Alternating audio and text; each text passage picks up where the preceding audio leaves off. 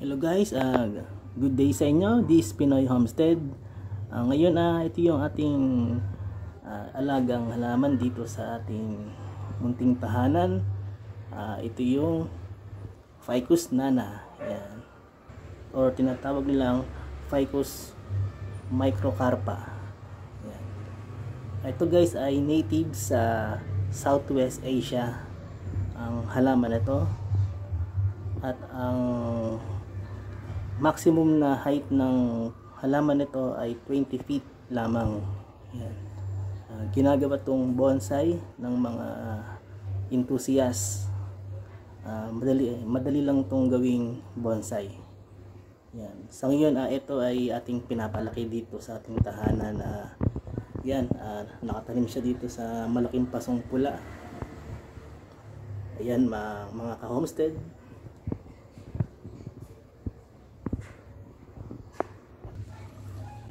Ayan guys, ang tip ko lang dito sa inyo sa pag-aalaga,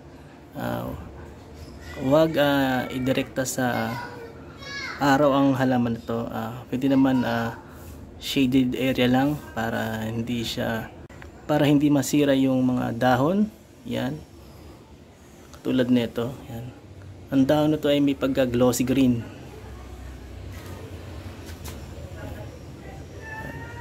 Lalo kapag bagong tubo. Glossy green pa siya. Yan guys, ang pagpropagate ng halamang ito ay kahit mga sanga lang pwede na. Yan. Ito, pwede to. Ayan. Or kahit dito, putulin nyo lang. Ayan. Ito guys, halos kalahi ito ng mga puno ng balete. Kasi fig trees din to guys. Yan. Ito mga ka-homestead yung aerial roots nya. Yan. Kung makikita nyo, yan, halos kapareho ng mga puno ng balete yan.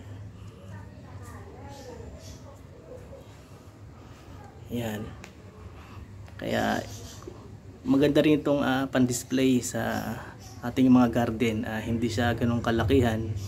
Siyempre, pwede mo siyang i-bonsai para makontrol yung kanyang height. As gandahan mo yung paso, di ba? Yun ang the best dyan. Ito ay gagawin kong mother tree para makapag-propagate tayo ng maraming Ficus nana. Yan. O Ficus microcarpa. Yan mga ka-homestead, ito lang yung ating vlogs muna sa ngayon. Hindi pa tayo makakapunta dun sa farm. Yan, yung nakaraan, ito yung mga caladium.